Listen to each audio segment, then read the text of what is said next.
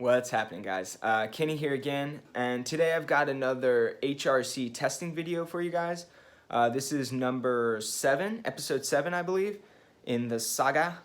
And yeah, first things first, I do want to kind of preface this video with something because there's been a lot of confusion, a lot of just questions that make us all kind of think that people don't understand what's going on and how this all started and who's involved and stuff like that. So there was a video that Banner 24/7 put out actually just recently, and it's called HRc Testing Group. I want to refer all you guys to that video because it kind of explains who's part of the group, how it all started, why we're doing what we're doing. And I will link that video below in the description. I'm also going to link the spreadsheet that kind of compiles all the testing that's gone on in the last year and a half or whatever, and it's not always kept up to perfect date. Like some of the knives, like for instance, that are in this video might not get into the data sheet right away, but they will be there eventually. So there's a lot of testing that's happened now. There's people on that list that weren't mentioned in Ryan's video, and that's because it's grown to a level that we all didn't necessarily expect. It caught wildfire, especially in these last few months. Okay, so he explains the people who kind of started the testing. He explains what our group's about, why we do the testing, and also Supersteel Steve's last video kind of explains about like how it all started, why he started doing the testing, why I started doing the testing. This all came from performance, guys. There was no carriage before the horse situation where we were like, get a knife and go test it, and that's, hey, this is low, this is not acceptable. That's not how it all worked out. It was like we use our knives. Steve was using his knives, he tested them, and then he was seeing these numbers going like, why? Same thing with me. I was using my knives wondering like why my 20 CV was performing almost on the same level as my S30. And there were questions that we had, and there was an answer that we weren't seeing in composition and edge geometry and the things that we normally think of to like correlate with how your steel is going to perform. And there was another issue. There's another element in that situation, and that's HRc, and that's what we talk about. HRc is not the end all be all. None of us will ever say that or think that's the case. We are all about truth and finding out why, okay? That's what science is all about, is finding out why and testing and having a hypothesis and having an idea, having a theory, and then proving it by testing and stuff like that. So that's what we're doing, and that's what this is all about, is just finding out the why and finding truth. So that's where I just want to make sure that everyone understands. I have never said, yes, we do a lot of HRc testing, but I've never ever said that HRc is the end all be all. HRc is what it's all about. HRc is just one cog in the gear, or just one leg in the table, as Ryan talks about, okay? If one leg's short or one leg's too long, or then the table's not going to sit right. If one cog in the gear is chipped or too small or something like that, the gear's not going to run right. That's what the HRc is. It's one cog in the gear. It's one leg on the table. So, but it's one of them. It's a big role in how your steel is going to perform. That's not a controversy. That's not a debate, guys. Like Steve says, that's not a debate. So, it's just science, and it's been proven in more than just knife steels, in everything, guys. And the HRc testing is the way to find out that hardness. And yes, it is scientific. It is found to have some consistency, especially the machine we're using and the way we're going about it, okay, by testing multiple knives of all different types and all different companies. And we even try to get multiples of the same steel in the same company so we have an idea of how they're accomplishing that heat treat on that steel.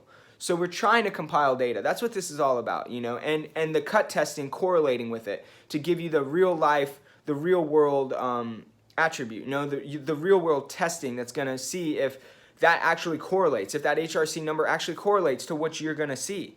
And that's what we're finding, is it does, almost directly. So anyways, now that I've rambled on for 5 minutes already and not really got into what knives I'm testing and stuff, I do want to talk about what I'm testing today, and that's going to be the Spyderco Para 3 in 4V. That's going to be first on the docket, and then we've got the Manly Knives S90V Wasp. That's next. And then I also have a knife that I don't actually have with me. That's the ZT0562 Tiger Stripe. And the reason I don't have that knife with me is because I actually traded it. And I traded it for this little guy. This is the MBK Laconico collaboration Min Pin. I was really happy to trade for this.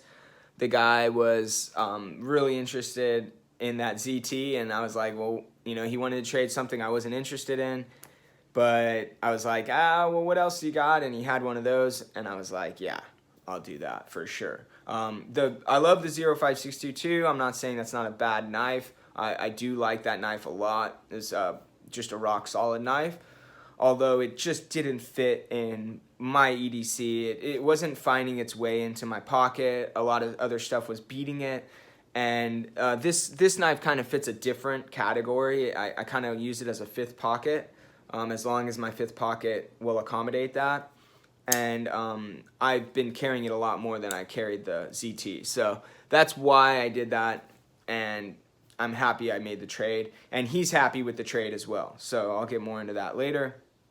Yeah, so now that I've got this long preface, those are the knives I'm talking about. I'm going to flip you guys around and we're going to talk more about that. I do kind of want to shout everybody out that's part of this whole thing and talk, you know, Supersteel Steve, the reason I'm even the size channel I am at this point, thanks to Supersteel Steve. But I don't want to waste you guys' time, and it's already 7 minutes in. This is already going to be a long video. So, yeah, that's that. I hope I explained this all correctly, and I'm going to flip you guys around and we'll talk about the knives. Alright guys, so first things first, we're going to talk about the Spyderco Para 3 and 4V. I'm going to go ahead and bring up the, this is what the PMI gun found. These are the elements found in this 4V. Now, it was shot, obviously this has a coating. So this was shot through the coating. He tried to shoot it on the edge, but we did get some reading from the coating. So I'm just going to preface it with that. I'm going to go right into looking at the elements.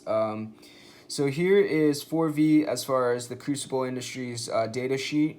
You're seeing we got the carbon at 1.35. Carbon reading doesn't come up in the PMI. Then we've got 0.4% manganese, which is at 0.37. That's really close. We're all good there. The silicon's at 0.80. You look at the silicon here. Wow, yeah, that's a lot, guys. And what you're seeing there is the coating. So there's probably a significant amount of silicon in the coating, and that's what we're getting the reading off of. So this reading we're getting off the PMI gun it's not going to be true, but it'll give us an idea if we're on the right, you know, got the right steel.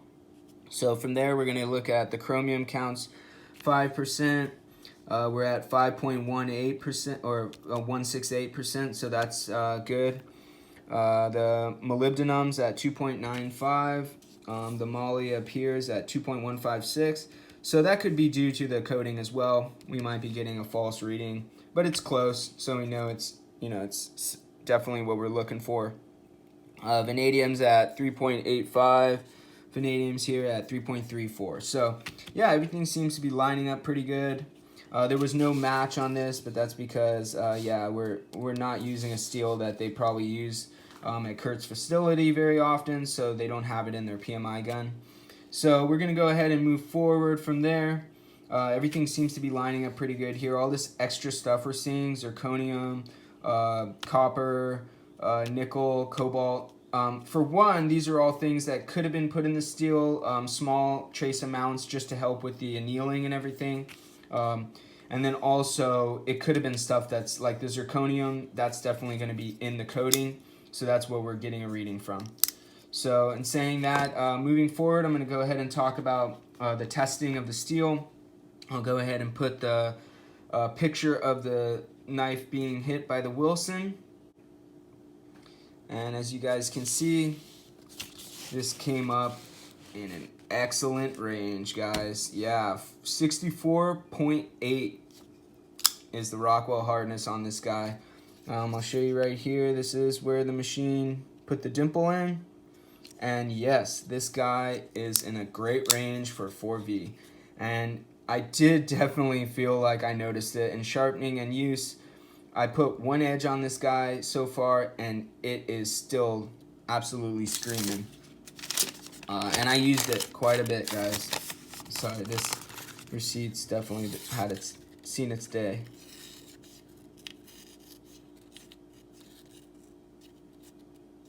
Yeah, you guys can see I'm not having to be at all cautious about where I'm going with this, and I'm looking through the camera too, so it's kind of hard to do. Yeah, excellent steel from what I can tell. I love sharpening 4V. This has been really enjoyable, and you guys can see this is another thing I want to kind of touch on, but I'll touch on it more in another video. This is at 600 grit, guys. Look at how polished that edge is at 600 grit. That almost looks like 1500 on some other steels. And that's where Rockwell hardness kind of shows in sharpening with the scratch pattern, with the way the apex comes up. It's definitely something you notice when you sharpen a lot of knives. You start to notice these little idiosyncrasies between steels at different hardnesses. And I'm going to have a video coming up about the... it's going to have the bug out and the Para 3 in it, and we're going to talk about S30 and actually like grain structure and HRc and how it all works out together. We're going to have, I got something coming up soon about that. So a little tangent there, but yeah, really excited about this knife. Stoked with the number that came up on that 4V.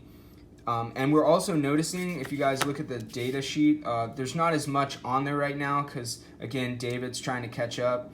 But yeah, that data sheet I am going to go ahead and put in the description. So those guys that are looking for that data sheet, it is in the description. So 4V, what we're finding, everything that Spyderco is doing in 4V seems to be coming up within like a half a point to a point in range. So we're talking like 65 has been pretty much where they're at. 64.5, 65 on the money. They're all coming up really in that like high 4 range, and that's excellent, guys. That's really nice to see. Consistent readings on the 4V coming out of Spyderco. So really nice to see, and we're gonna go ahead and move along. This is going into the Wasp S90. Go ahead and show you guys the indenter there. See you guys can see where it hit. And go ahead and talk about the PMI. So you can see we got 14% chromium. 14% chromium, 14.09, that's right on. Vanadium's at 9%. Vanadium here is at 9.369, so that's just above. Molybdenum's at 1%, and the moly up here is at 1.18. So this is right on line with what we should see from S90. There are some extra stuff. There's some extra stuff like niobium, which is, that's good to see in there. Copper, which is that's something they use in the annealing process and deoxidizing. And then also nickel, which is another one. So, and manganese, which is also another deoxidizer. So these things are in there to help with the annealing process and getting the grain structure fine. So it's not bad to see those things, especially in trace amounts. And if you look at like the Z Knives app, you'll see that these are actually in there with like question marks on the amounts, and that's because they can be in there, but they're not necessarily called for. So in saying that, let's go ahead and show the Wilson 4JR hitting this steel, and I'll go ahead and show you guys that number that came up. We're looking at 58, guys. 58 HRc on this S90V coming out of Manly Knives. Now, I do want to kind of talk a little bit about that because Manly, in the last like 3-4 months, Kurt tested some of their knives and they were coming up low. So when he told Manly about it, Manly responded by pretty much freaking out. Like, you got to be kidding me. They took the knives that Kurt tested. They also took the calibration disc that Kurt uses, sent it to a factory in Switzerland, I believe. They tested it. It came up just as Kurt had said, which was low, and the calibration disc came up just where Kurt's machine came up. And Manly responded by pretty much telling everyone if they got one of those knives, go ahead and send it back if they were having trouble. They went and tested their HRc machine, which was actually out of calibration. They had to fix that. I think they got a whole new machine. They went above and beyond to make sure that they went back and got all of this stuff out of circulation. Because they are shooting for like 60 to 61, I believe, is what their target range is on their S90. And 58's outside of that range. So I technically could probably hit up Manly, have this knife replaced. I probably won't because, I mean, this knife worked just fine for me. I really do love the knife. It didn't perform like I expected S90 to perform, but it definitely performed well, especially with a nice, coarse grit edge. I did get a hair whittling edge out of this first sharpening. It really came up great with 600 grit and then literally, or actually I think it was 300 grit and then 3 microns dropped, and this thing was hair whittling. So, with it being soft, it was very easily sharpened and it apexed easily and it apexed well. So it means the grain structure is probably fine. It didn't feel gummy or anything. So they seemed to do a good job with it. It was just at a low HRc number. And in saying that, it didn't hold an edge as long as I would have expected it to. But I do have some other S90 now. I have this S90 Para 3 that I'm going to be sharpening and kind of putting to use. And I'm going to see how this performs in relationship to this. And then I'll have this HRc tested and I'll have a good, just a good something to compare it to. And that'll be nice. So in saying that, I'm really stoked. Not stoked about the HRc number that came out of it, but I'm just stoked with the way that Manly took care of it. They really just went above and beyond. And if you guys get a Manly now, it's probably going to have a properly heat treated S90 because they have gone above and beyond to try and fix the issue. So that's really awesome to see. Really stoked to see that from Manly. So moving forward, I do not have a PMI sheet for the 0562. The 0562, like I said, was traded for this knife, and the 0562, in the trade process, the guy was kind of like really wanted to get it as soon as possible. So I had to wait longer for the PMI test results, and I couldn't wait. So I went ahead and had Kurt send it back. We do have the HRc tested though, and what I'll do is I'll go ahead and put that on the screen right now. I'm gonna go ahead and put the HRc being tested by the Wilson. And you guys will see that comes up right at 58, which is kind of a bummer to see. We definitely want to see that in a higher range, especially with, I believe, ZT promotes or they advertise. I didn't actually find this information myself. I was told that in their catalog they advertise it at 60 to 62. I couldn't find that info, but yeah, 60 to 62 and coming up at 58 is that's bad, guys. That's pretty bad. Now, the guy who I traded with really didn't really care too much. I told him right away, like at the beginning, I was like, look, man, I'm sending this to be tested. Are you sure you want to trade without knowing what the HRC's at? He was like, well, we waited till the end, till we got the HRc number. But like I said to him, HRc number is not necessarily the end-all, be-all. And not everyone is going to be, desiring that super high HRc like I do. And like some of the guys out here, like a lot of you guys do. So in saying that, I feel like that ZT at 58 could perform just fine for him. When I got this from him, he hadn't really used it, and the edge was not very sharp, but it was the factory edge still.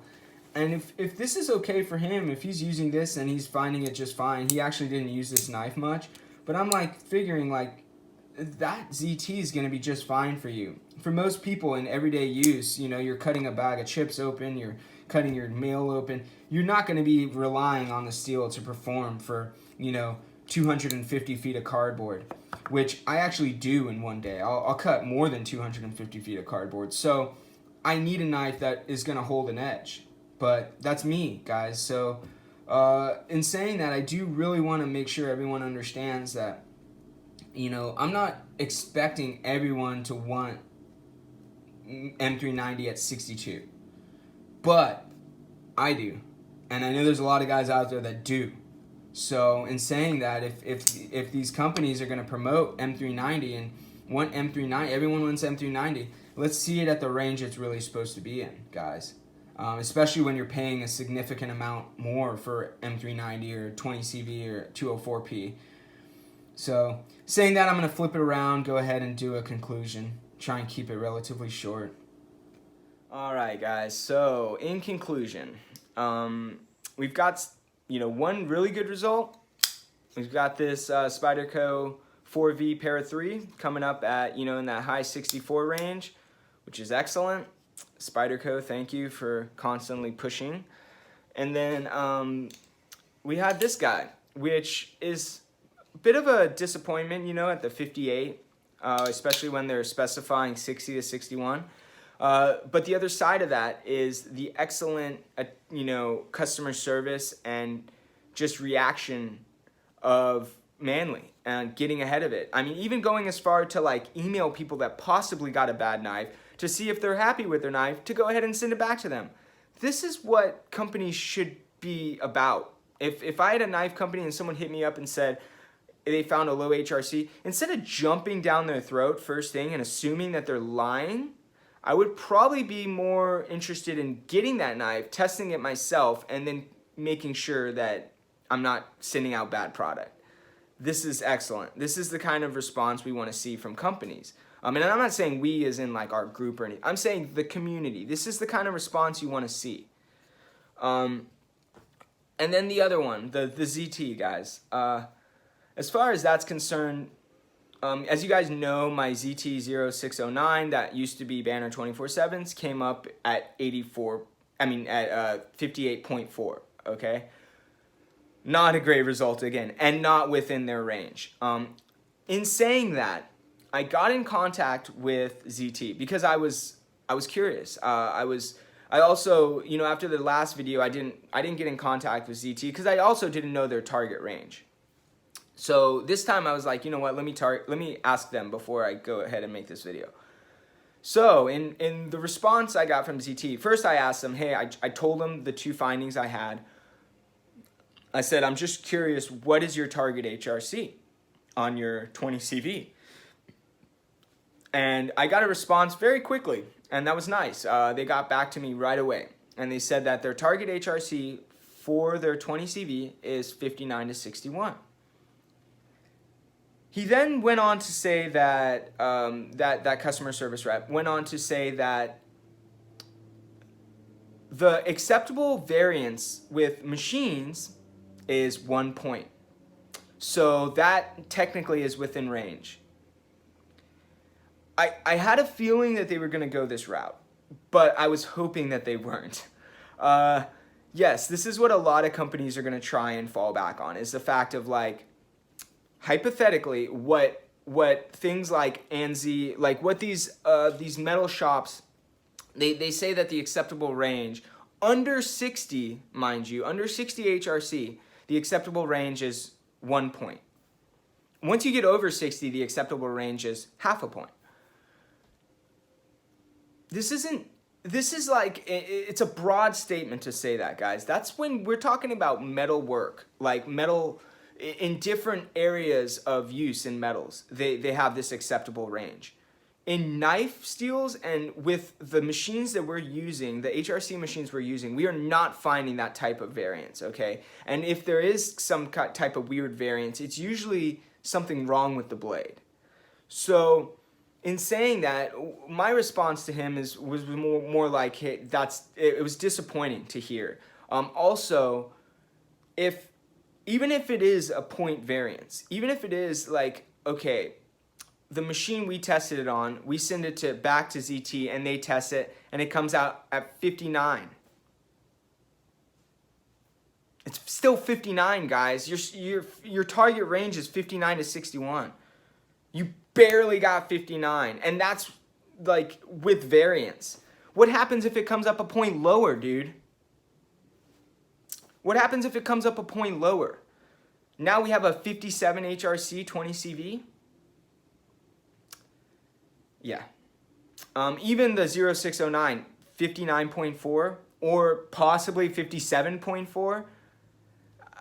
I'm really disappointed to get that response, and I think everyone should be kind of disappointed in that response. It's not acceptable, guys. We have been seeing that most of the stuff we test is within their range, their advertised range. Which, on the other hand, yes, maybe that target range should be changing a little bit, because we all know that 58 to 60 HRc M390 isn't within the target as far as how your performance is gonna, relate. So, it is what it is, but at the same time, I hate to see that response from a company, because it seems like a cop-out to me. Seems like you're saying, oh, we're gonna kind of dance on this variance line, where we have companies like CRK hitting 60 on the money, multiple hit readings, and in a 59 to 60 range, a 1-point variance, and they're hitting the top of that variance each time. In Steve's 25, it came up at 59 when the variation was between 58 and 59. So I just think it's it's a cop-out, and it's not what you want to see from a company. So I'm a little disappointed with that, to be honest. And I'm saying it, guys. I don't care if I get a bunch of ZT fanboys nailing me to a cross on here, okay? I don't care if I get ZT that personally nailing me to a cross on here. I call bullshit, okay? It kind of irritates me, guys. This is irritating me, this whole we're going to fall back on a 1-point variance. It just seems like a cop-out to me, and I'm disappointed in that response. Although I'm not surprised, which is sad.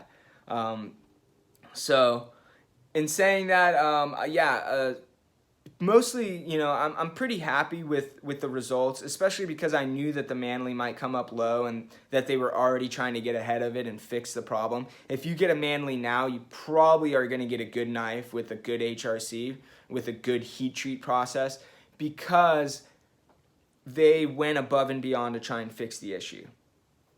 So I hope you guys enjoyed this video. I hope I didn't come across, in the wrong way. I hope you guys all go and watch Banner 24/7's video and understand a little bit more of our process. I hope you also understand, or go watch Steve's video and understand a little bit more of the why. And also, Steve goes, there was just so much knowledge in that last video. Any of Ryan or Steve's videos are just chock full of knowledge, and just, you should go watch them all if you're asking me. Also, Gerald from Outpost 76. I know I could just go and ramble off a bunch of different channels that I would say to go watch, but I'm not going to waste you guys' time right now. I don't want to make a super long video, and I know it's already long. So thanks a lot for watching. I hope that this all makes sense, and yeah, that's it. Thanks a lot. Bye.